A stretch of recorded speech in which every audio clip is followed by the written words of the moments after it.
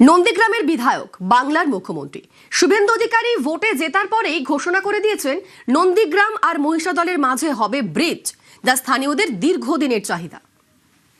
আরে বলেছি তো হলদিয়া নন্দীগ্রাম জুড়ে দেবো ব্রিজ করে।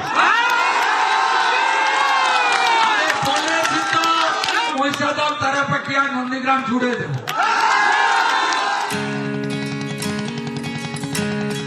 দাদা আমাদের বলেছেন এখানে ব্রিজ হবে, উনি যখন বলেছেন নিশ্চয়ই আমরা আশাবাদী সব জায়গার মানুষের খুবই উপকারী হবে। একপারে নন্দীগ্রামের তেরোপেক্ষা, অন্যদিকে মহিষাদলের তেরোপেক্ষা, মাঝখান দিয়ে বয়ে গিয়েছে হলদি নদী। দুই খেয়াঘাট পেরিয়ে প্রতিদিন হাজার হাজার জনের যাতায়াত। ফেরি পারাপার করতে গিয়ে মাঝে মধ্যেই ঘটে দুর্ঘটনা। স্থানীয়দের দীর্ঘদিনের দাবি ব্রিজ করা হোক। নন্দীগ্রামের প্রচারে বারবারই এই ব্রিজ তৈরির কথা বলেছিলেন শুভেন্দু অধিকারী। সরকার এলে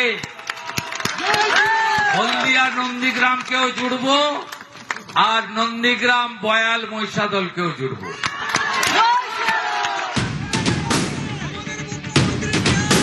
ভোটে জয়ের পরেও শুভেন্দু কথা দিয়েছেন ব্রিজ হবে। বলেছি তো হলদিয়া নন্দীগ্রাম জুড়ে দেবো ব্রিজ করে। আরে বলেছি তো মহিষাদল তারাপাকিয়া নন্দীগ্রাম জুড়ে দেবো। দাদা আমাদের বলেছেন এখানে ব্রিজ হবে, উনি যখন বলেছেন নিশ্চয়ই আমরা আশাবাদী সব জায়গার মানুষের খুবই উপকারী হবে। ব্রিজ এখানে অতি অবশ্যই দরকার এবং ব্রিজ হলে খুব ভালো, গ্রামের মানুষ খুবই উপকৃত হবে। কথা দিয়েছে এবং উনি করেও দেবে, বলেছে জুড়ে দেবে, একদম 100% ভরসা করি।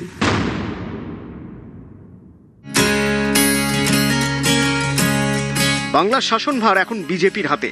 পরিবর্তন হতেই কমেছে নদী পারাপারে নৌকা ভাড়া। 7 টাকার টিকিট এখন 5 টাকায়। খুশি নন্দীগ্রাম। ভাড়াও অনেক কমে গেছে, উনি আসার পরিপ্রেক্ষিতেই তার সেই প্রতিফলন দেখা দিয়েছে। তো ভালো লাগলো, খুবই ভালো লেগেছে। খেয়া পারাপারের কি যাত্রীদের ভাড়া কমলো? হ্যাঁ কমেছে, 2 টাকা করে কমেছে। আগে ছিল 5 টাকা, 5 টাকার গায়ে 6 টাকা, তারপরে 7 টাকা করে ভাড়া নিয়েছে, এখন 2 টাকা করে কমে দিয়েছে।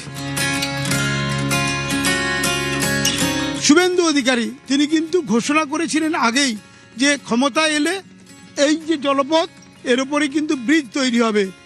মানুষ আশায় ভরসা করছেন, তার উপর আশায় রয়েছেন। এবার অন্তত এই জলপথের উপর ব্রিজ হবে।